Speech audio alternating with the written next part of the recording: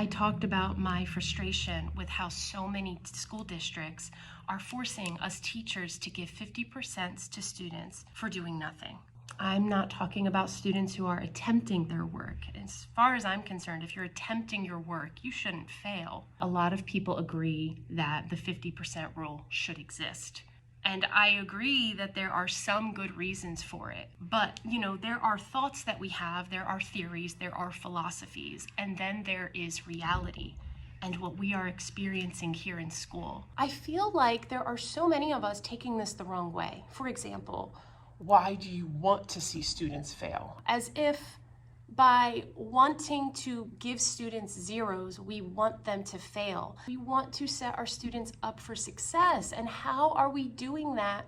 By year after year, allowing them to pass for doing nothing.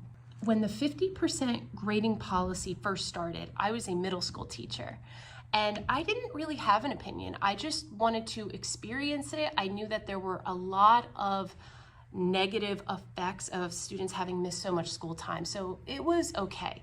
But I noticed almost immediately that students were taking their work less seriously because of these 50s. And I also noticed that parents had no idea just how poorly their kids were doing because they would see these 50s and confuse that with, oh, you're trying, but you're failing. Even though we can leave comments that say, incomplete, students are becoming strategic. They know what they can get away with.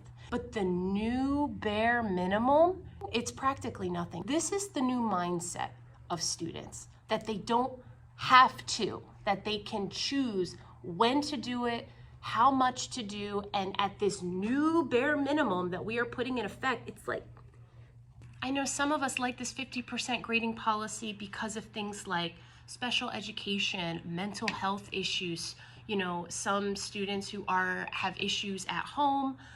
All of that is relevant. But giving free 50% for doing nothing, is that the answer?